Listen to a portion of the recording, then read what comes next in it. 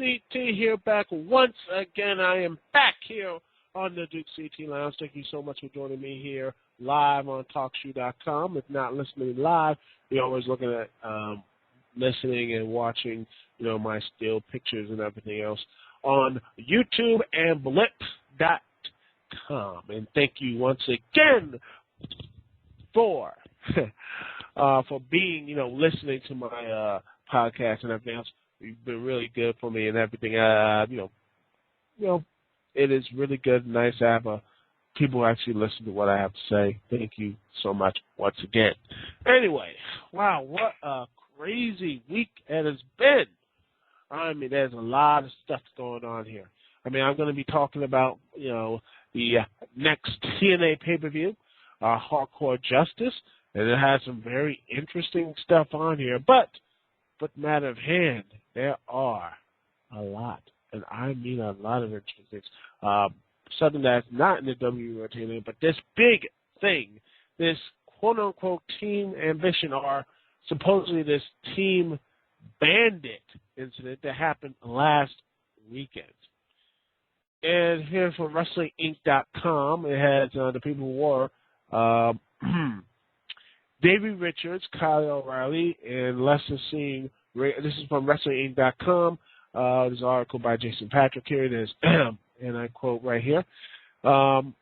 This is from last week. It says, Davey Richards, Kyle O'Reilly, and Lester Singh Ring of Honor talent Tony Kozona.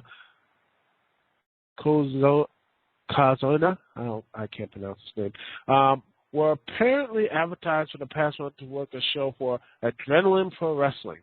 Promoter Nathan Blockett, a.k.a. Jason Strife, contacted Richards about working on weekend shows for a coming together of three small local promotions: Magnum Pro, 3X Wrestling, and Adrenaline Pro Wrestling. Strife and Richards worked out the financial side, and everything was booked. Richards, O'Reilly, and Kazina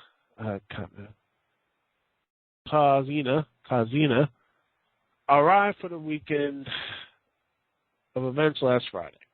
The wrestlers hosted a training seminar on Saturday, which Strife claims was rearranged to begin an hour later than scheduled because it didn't work into the performer's schedule. They arrived a half hour later than scheduled start time. However, Richards apparently gave those listening a lot of good advice once the seminar started, advising them to respect the business. Things take a turn for the worse as Richards then began running down, or as Strife describes, burying several of the biggest names of the business. Strife claims that the former Ring of Honor champion also quipped, "I don't work hard on these small indie shows like this," and then made eye contact with Strife, fumbled his words, and continued, except for tonight. Once the show started, things went worse. Tony Kazina, and by the way, I did watch this match, was scheduled to work a match with a 16-year-old going by the name of Ryan Kidd. Kidd shot a promo, built up the match, and placed on YouTube, and made some comments about on Twitter. Strife said that he made sure that nothing personal was said in the video, especially nothing that which could, would, or should be deemed as a personal attack on someone. The pro wrestlers, the whole promo, building a match, saying, "I'm going to beat you up," that sort of thing. But instead, Kazina took to the microphone and told the fans they were about to witness some real wrestling.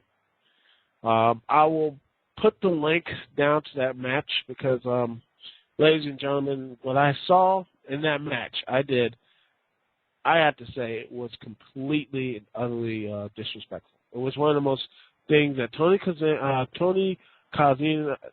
whatever he is, Tony Kaz, whatever he wants to call himself, really just took someone who was 16-year-old and just started just beating the crap out of him for no apparent reason. Heck, landing the dude on his head on a pile driver. A pile driver on his head. No protection whatsoever. I mean, I've seen just disturbing stuff. It's like, you know what? It had no place to it. I mean, it had no real place, and it just really showed that honestly, this guy was actually trying to be all tough and everything in the end. In the end, though, I just really felt like it was one of the most really uncomfortable and downright mean things a person I actually saw in like in the pro wrestling. This guy Tony Kazina and everything else, what he did, because it was truly just really really disrespectful about how he did this match and everything else. And this is the type of crap which this match was. Really shows why people don't really take wrestling, professional wrestling, even remotely serious. Anyway.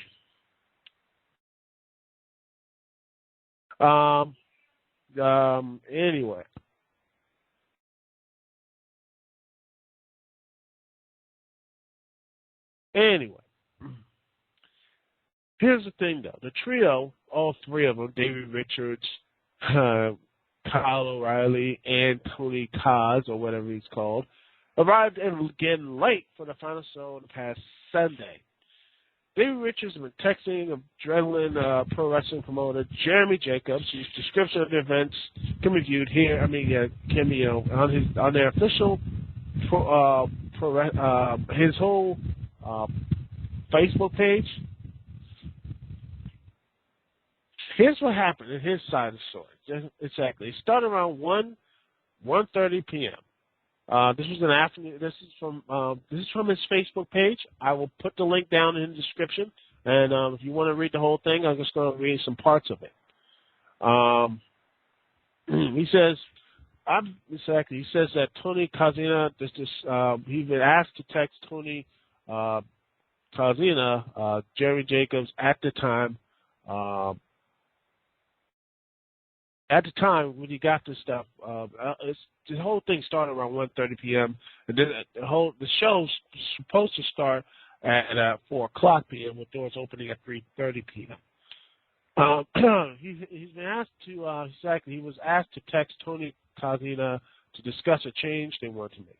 They informed me that due to injury, they didn't want to compete in a singles match. Instead, however, they wanted to do an 8-man. The only reason I wanted to book them was for the specific singles matches I had signed for the show. However, I was willing to work with them. I shot them a counter idea of doing a 6-man tag and asked if they would do it for an even $400, only $75 less than the price we agreed upon months ago. I was told they are wrestlers and need to be paid what they were promised. I replied that I respect their position. However, when I agreed on the original price, it was for those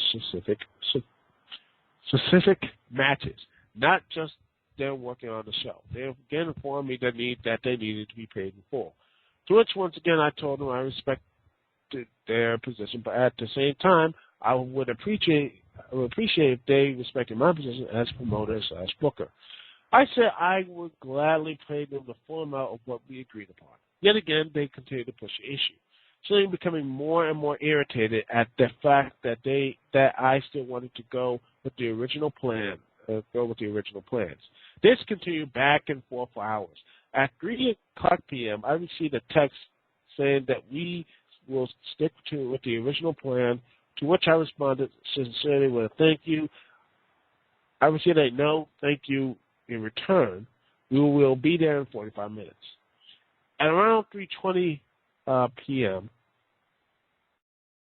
10 minutes before the doors open, I got another text that they decided the three, Tony Kazina, Kyle O'Reilly, and David Richards, they still wanted to do an 8-man tag. I juggled and moved, changed matches, redrawn up the entire call multiple times at this point, and I'm becoming slightly annoyed at the unprofessional way I felt I was being treated as promoter. So again, I asked, since I was not receiving what I was told I would get, and I put several man-hours in promoting, I asked to negotiate the price. I have always prided myself on delivering on what my fans expect. No matter if 200 or 20 people show up, I wanted to give them what they were told they were going to see. I have heard, but not personally read, that there are reports stating that I didn't want to pay the full price because of a bad turnout at the show, which is the farthest thing from the truth. It was never about money. However, the principle of the situation to me, I felt disrespected and was not going to allow myself to be taken advantage of. Just because I run a small promotion in a small town doesn't mean I'm not a serious business owner and a promoter. Approximately 20 minutes later, I received a reply stating that they wanted full price and wanted to do it their way, not mine, and that they are still 45 minutes away. You can't go into your day-to-day job and tell your boss that you want to get paid your normal wage but not do what is asked of you. At this point, I had a locker room full of guys looking at me for direction for a show that's starting in 10 minutes, and the people in the audience are wondering what they are going to get. I replied that the show is starting in 10 minutes. I had to juggle the car many, many times, and I have been more than willing to work with them and negotiate. I apologized for informing them that I was going on with the show without them. This did not sit well with them, and they informed me that I don't cancel. I replied that I had canceled. I felt like I was left with no choice. We had negotiated all day, and now that the show has started, I had to go forward with Plan B. I wasn't going to hold up the entire show because of them. And I felt it was unfair to the guys in the locker room, unfair to me, and most importantly, unfair to the fans in attendance. At this point, I go over the business. Too wrapped up with running the show, I ignore my phone for a brief while. At this point, Davey Richard texts one of the workers and tells him to text him back. He asked me what's going on, seemingly unaware of the entire afternoon's conversation, and that Tony can get a little hot-headed at times. I informed him of what happened, and at this point we are 45 minutes into the show, and I tell him that I felt my hands were tied and I was left with no other choice but to cancel. He continues to reply, saying he can't miss out on the payday, that they are 40 minutes away and want to wrestle and will do the original plan. Keep in mind, we are almost an hour into a 2-hour show. I'm informing David that I don't think it will work. I don't want to hold up the show just for them. Again, I felt that they were attempting to take advantage of me. I told Davey that I will call him in the morning and personally make everything right with him. I swore I was willing to compensate Davey for all the trouble, but it couldn't work out with the limited time we had at that point. I can't speak for everyone, but I am a man of word, and I have every intention of either through PayPal or wire transfer. Sending Davey his cut. Davey said no. We'll talk in person, and that he's now 20 minutes away. Roughly a half an hour later, with only 30 minutes left in the show, Davey arrives and storms to the locker room. I meet him at the door and ask him to speak to him in person. I follow him outside, and I'm greeted by everyone. Davey, Tony, Kyle, and one of Davey's trainees. Unknowingly, I was walking into a verbal ambush. I couldn't post most of the convey because of the language used by Davey. I was told at least twice that if these were the old days, I would be taken around the corner and dealt with if the situation wasn't fixed. I was informed that if he called Jim Cornette, he would tell Davey, and I quote, kick his ass. Davey said that they were there now. The show's not over. We want to go on. Not out of fear, but as a meaningfully involved situation, I agreed to again change the ending of the show, have Davey and Cal on the show. Davey said they wanted $375 up front so they can get the F out of town, get the F out of town as soon as it's over. I agreed to pay up front as a sign of good faith. If they would do it for $350, David agreed. They came inside, quickly began to getting in gear to go wrestle. They asked how the match was going to go out. It quickly worked out with the other athletes in the match. David came up to me in full gear and asked for the payday. I gave it to him, shook his hand, and attempted to apologize, and said, I'm glad we could work something out. I didn't know Tony had got up all their bags and took them into the back of the car. Moments before they go out, Davey says, I forgot tape, and bolts out the door, into the car, and off down the road. They gloat about how they got one over the small time jump in Mile, Iowa, now referring to themselves as Team Bandit. The reaction of everyone in the locker room and things that were posted in the way. The reactions of everyone that was in the locker room and things that have been posted are a way of showing their individual outwards in the situation. I appreciate the support from my peers in the situation. It was never ever about money, and I never accused anyone of not posting on a quality performance. It was about me standing up for myself, my company refusing to be taken advantage of, and most importantly, it was about the respect they demanded, but I was never shown in return. That's the full Jerry Jacobs tells the side of the story. Again, that's on his Facebook. I'll put the link up there. Wow! And when I saw this, this really was something that I would not expect Davey Richards to do or anything else. It was really a shock because I always thought Davey or other people we roll with, like they may have had trouble in the past about, bookings and everything else, but I would never think they would stiff a dude like that. But then again, we heard one side of the audience.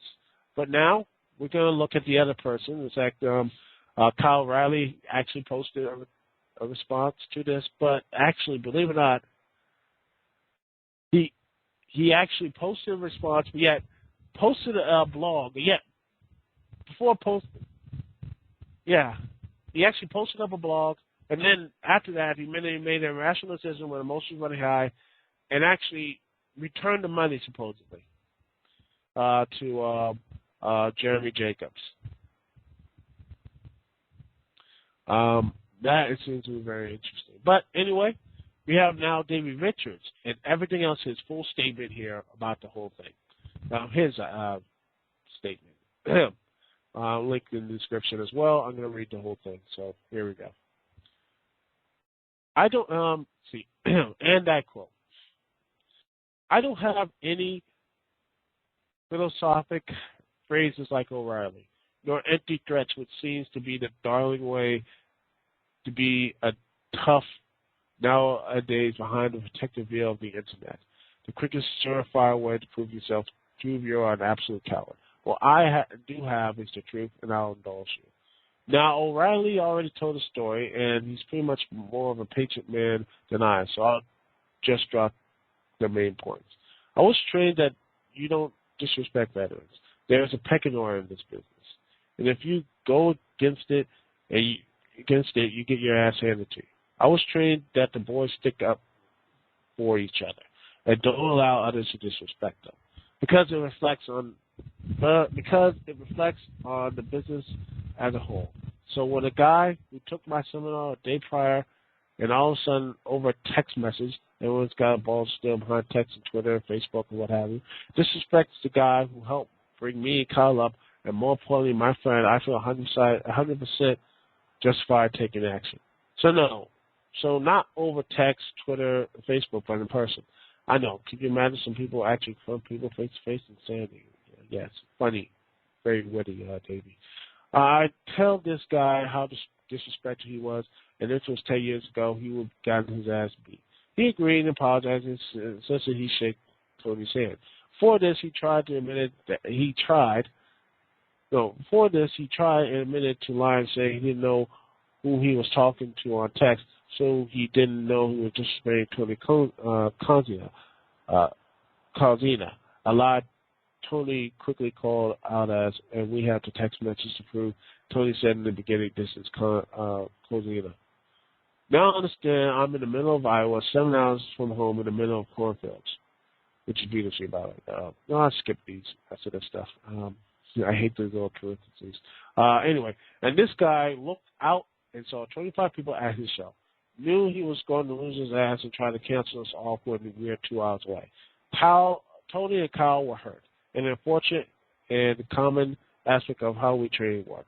So we tried to get an 8-man. Timona at first said the fans paid to see singles, to which Tony responded, we had to text, okay, well, we'll do the singles, which contradicted his latest statement of, well, no one's here knows who you guys are. As far as me physically threatening him, sorry, Ace, never happened. And if you truly think I did press charges, I have nothing to hide. Do you? I came to you face to face like a man, told you how I felt. I don't do backstage rumors, gossip, social media, tough ass stuff. I tell people how I feel in person and take full responsibility for it all. Okay, and now the blockbuster crime of the century. We took, wait for it. Yeah, people exactly $350. Did I? I sure did. I took $350 and left on Saturday. Tuesday afternoon, I PayPal'd him $350 back, so he lost $0. No one asked me to do it. So I said to him, "Well, here you read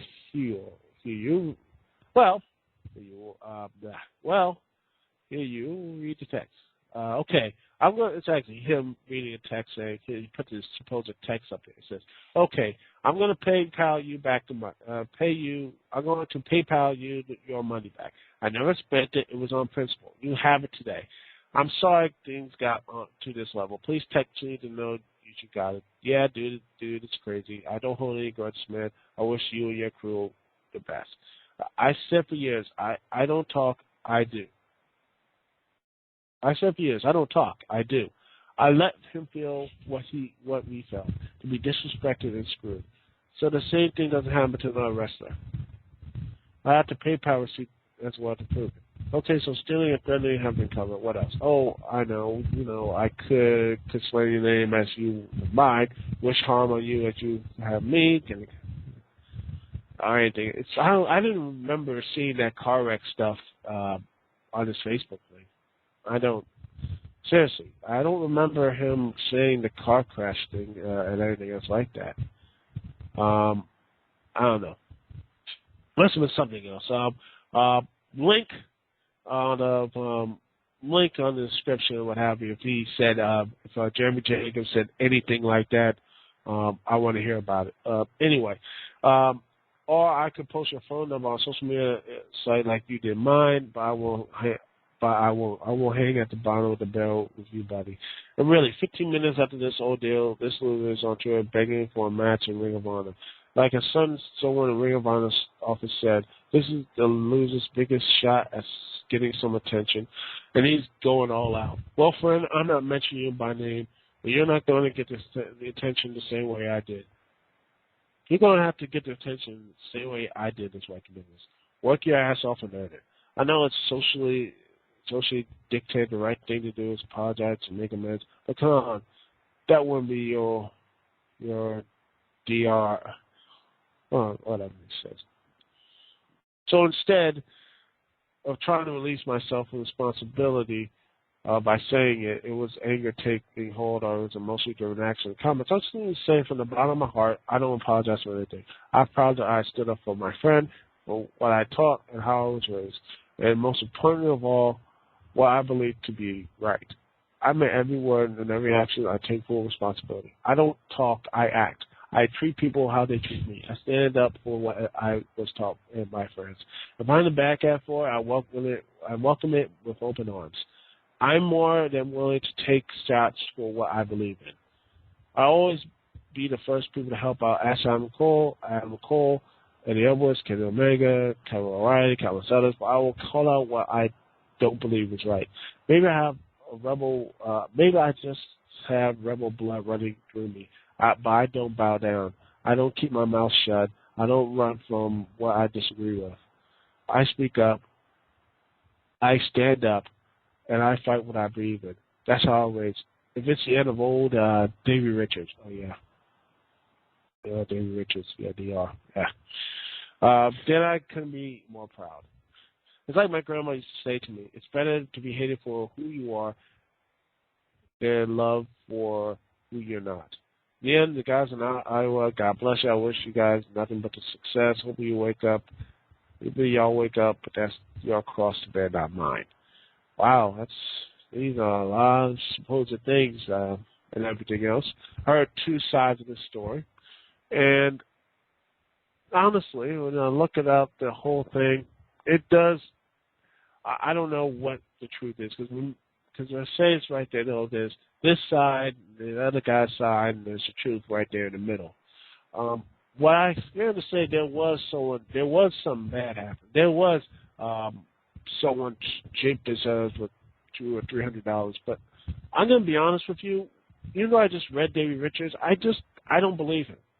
I'm not saying I believe 100% what Jerry Jacobs says, what have you, but I honestly do not trust Davey Richards saying this stuff. Like I say, he does have a history of doing this, and with supposedly Kyle O'Reilly coming in and saying, Kyle O'Reilly basically just supposedly paying money back or what have you, and everything else.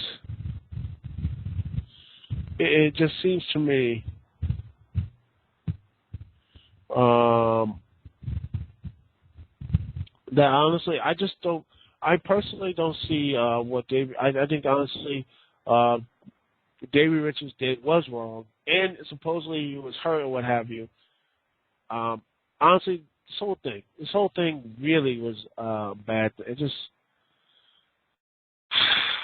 exactly. It is. It is something that a lot of people need to really need to reestablish what Davey Richards is all about. But yeah, exactly. He stole the money, but it wasn't a lot of money. But exactly, and he stole the money, but it was only $350. But he got caught and called on it, and he had to pay it back. Because I honestly think that if it was all, I truly think though, maybe I'm wrong, maybe I'm. You can call me out on this, or call me a bad person and everything else. But with David, again, I'll post some links up to both responses here on my on Blip and YouTube, what have you. But honestly, David Richards to me still is a bad. I mean, at the end of the day,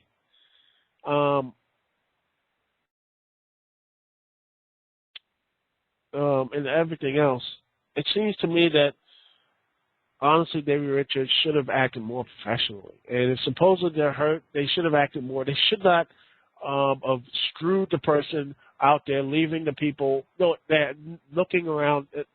I don't care if it's like 5 people, 25 or 200 people. You don't do that to people, leave them with the bad. People are like, hey, they paid to see these guys, and people want to pay to see you. You don't stiff out someone to just dine and ditch or take their money and what have you. You don't go out, take their money, and leave. And by the way, this whole disrespecting the business, what have you, I look at the tweets and videos. You can disrespect him. He was just hyping up the match. And a 16-year-old kid basically could have been paralyzed, by the way, by Kozina's little shoot wrestling. Always sure that he's actually supposedly he's a great veteran or what have you, showed his true colors. But honestly, at the end of the day, I'm sorry. This really just discolors my whole view of Davey Richards. And honestly, he's, to me, and whoever his little Team Ambition, Team Bandit, or whatever they want to call themselves, they're assholes. And they should not be. I truly don't think they should. Honestly, you know what? I don't want to be anywhere near someone who condones what Kozina and everything else did. What have you? I'm sorry. I just can't. Anyway, I'm sorry. Just got a little upset, but anyway, I'll be taking a small little break here. We'll be right back, and we're gonna be talking a little more, hopefully a bit more talking about other stuff here. We're gonna be talking about next up.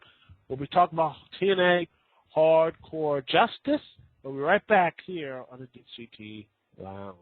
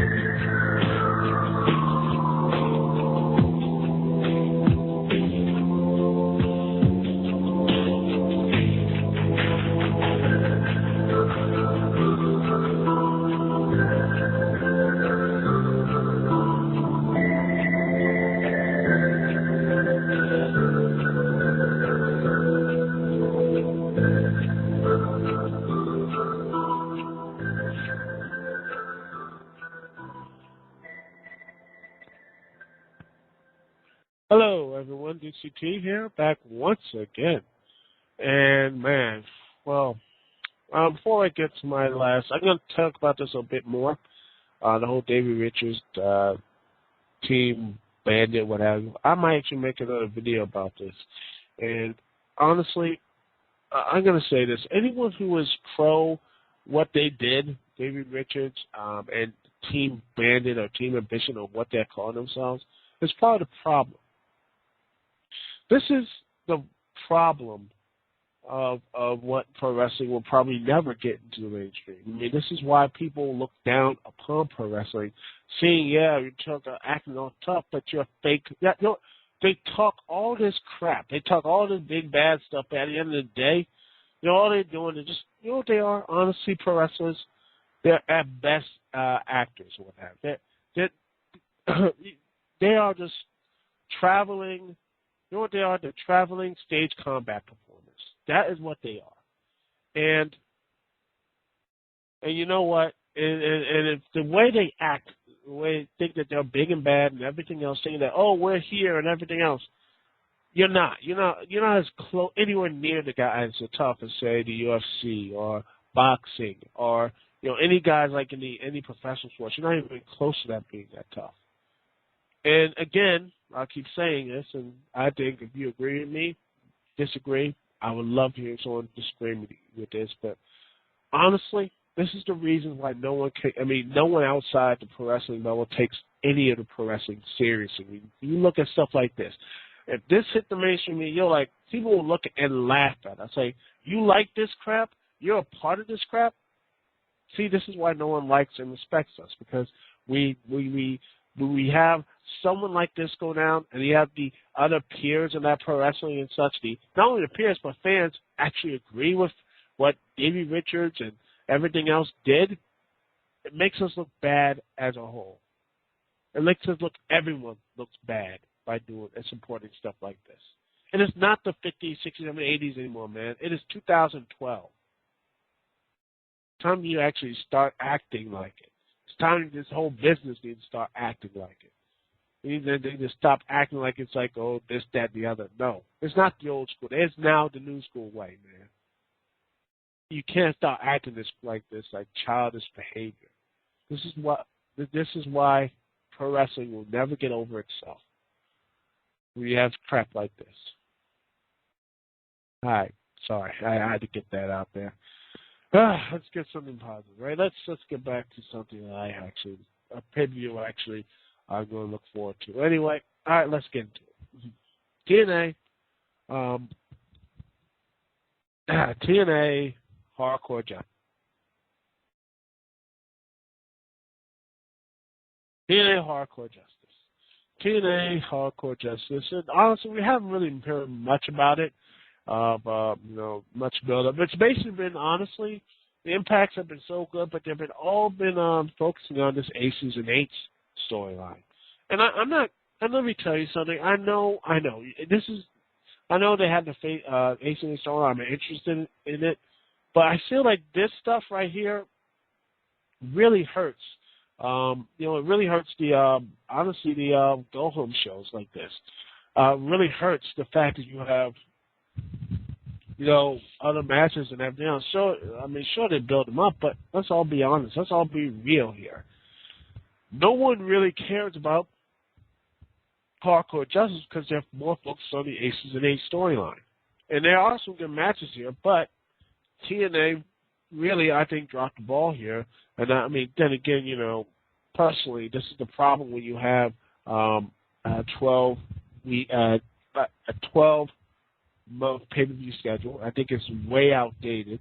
I think they need to go back to 5 or 6. It's easier. You can build up the shows a lot better, and you can have more meaningful TV shows as well. But hey, what I'm talking about. Anyway, moving on. Okay, let's get into TNA Hardcore Justice. Now let's get into it. First up, we're looking at the tag team match as Kid Cash and Gunner. Yeah, Gunner, guy who actually was in the late rounds of the Bound for Glory series. Yeah, he's not in there, and he's tag teaming with Kid Cash. That's nice. Okay, yeah, he's tag teaming with Kid Cash. And they're teaming up to take on Supermax Hernandez and the new TNA arrival, Chavo Guerrero. Well, I gotta say, it's nice seeing Chavo again because he is a good wrestler. Chavo is a good wrestler, and he can put on very good, solid matchups. But the way that TNA hyping him up, man, he seems like he's like someone like Randy Orton level or John Cena level. Dude, remember, Chavo Guerrero, his big mainstream idea, the last mainstream image of Chavo Guerrero was him jobbing to Hornswoggle. Yeah. I'm not going to be able to forget that, and I doubt no one's going to forget that either.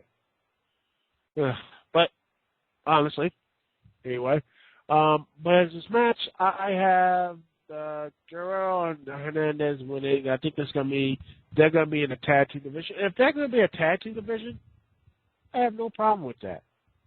I have no problem with that, and hopefully set up more of a tag team with Gunner and Cash. Hopefully they do something like that, too. Anyway, next up is a Battle for Glory Series Fatal 4-Way Falls Count Anywhere match. Winner gets 20 points as Mr. Anderson. The whole effing show, Rob Van Dam, versus taking on the Pope, D'Angelo Nero, and the Mag Daddy, Magnus. All these guys are struggling to get points, especially Pope and Magnus. And if they can get 20 points off this whole thing, I think, honestly, it can really change the whole game right there. I have Magnus winning, and I think he needs it because he just recently came back. Him and Samoa Joe won the GHC Tag Team Championships. I think they're going to start pushing Magnus a bit more. No offense to Pope. I love the Pope, but let's be real. I think, honestly, him getting at least a good position here. Like I said, I think maybe a TV championship is really good for him. I think TV title would be perfect for him. RVD, Mr. Anderson, their times are going by. I don't really care for them. Let's go to the next one. Next up is a fatal 4-way tables match with Robbie E. versus Bully Ray versus Jeff Hardy and the Cowboy James Storm. Winner receives 20 points. Yeah, this, honestly, I think Bully Ray is going to win it. Since James Storm doesn't need the points at this point, it would pick him so far ahead that no one really can catch up to him. So I think it's going to be Bully Ray winning, or God forbid Robbie E., which honestly I don't think he is. But I would not be surprised if Bully Ray wins this tables match and get back in the lead, get back in the thick of things, because they really are looking for him. I think they are. I think they're going to do something with Bully Ray. Anyway. Next up, we have a ladder match with the Fallen Angel, one half of the TNA Tag Team Champions, Christopher Daniels, taking on the Phenomenal One AJ Styles, taking on the Olympic Gold Medalist Kurt Angle, and the Samoa Machine, Samoa Joe. Winner gets this, guess what they get for the Battle for Series? You guessed it, 20 points. Well, I have, honestly, Daniels winning. I think Daniels, it's going to be a low points. Guys with the low points in these matches are going to win. I see Magnus winning, I see Bully Ray winning, and I see Daniels winning to get to 20 points and actually keep this whole Battle for Glory Series tight and actually not have anyone keep up in the lead. So that I see that happen. Next up, we have a Knockouts Championship match, Madison Rayne taking on Miz Tessmacher. This match is going to suck. Miz Tessmacher wins. Next up, we have probably going to be the match of the night, Kenny King, the X Division champ, taking on the X Division champion, Zima, the guy who tries so hard to be a heel but fails epically, Ion. Look, I don't get it. Zima Ion's good. I think he has great, moveset, everything else, but there's no heat on him. Nothing. He broke Jesse Swords' neck and still can't get no heat. And you know what? I say I have the whole thing. I honestly think Kenny King should win it. Kenny King, because honestly, they're not going to hold the thing for a year. I honestly have Kenny King win it. Kenny King holds on the belt for a good long while. Have Zima Ion win it. Then hopefully on Victory Road and everything else, he comes back, Jesse Swords comes back 100%, what have you, beats Zima Ion, defends the X Division Championship, holds the belt all the way up to, Destination X, cashes it in for the TNA World title. Come close, but also lose. But that's what I think is going to happen. Anyway, next up, now we have our main event, the TNA World Heavyweight Championship. The greatest champion that ever lived, Austin Aries, will defend his first title defense against the former TNA World Champion, Bobby. Let's see, everybody. Bobby Woo! As much as these guys had a great match last time, heck, these two have great chemistry. I can't wait to see this match. It's going to be really fun. And I have a very good suspicion these two are going to steal the show again. It's going to be there's going to be a lot of hardcore shenanigans going on, but I have a feeling that this is going to be probably one of the best stuff out here. So, but honestly, it's going to be a really fun main event. So, honestly, I don't know. I mean, they are still going to try to do Rude Storm, but honestly, I say have a non-championship. Austin Aries should just carry the championship all the way to Bound for Glory, where he faces James. You know who he should face? He's facing Mojo, and for the TNA title, and Joe wins, and trust me, it will be epic. That's what it is. That's why I hope it has. It'd be nice. Joe winning, the belt and actually, dominating again. But that's just me. But hey, you know what? We all can dream, can't we? Anyway, that is it for the Dukect Lounge. I want to thank you so much for listening for 45 minutes. Wow, that was long. I usually keep these things short. In and out. But 45 minutes, hey, not bad. Anyway, thank you so much for listening. Anyway, this is Dukect here. Peace and love. I will see y'all when I see y'all, and I will be back next week. And hopefully my review show, Dukect, my review show of last review series will be up next week as well. So hopefully everything will be worked out, cleared out, worked out. Everything will be fine. Whatever. Anyway, that's all I have to say here. Keep watching my stuff. You guys are excellent. Thank you so much for listening, watching, and what have you. Anyway, it's Dukect here. Peace and love. I will see y'all when I see y'all later.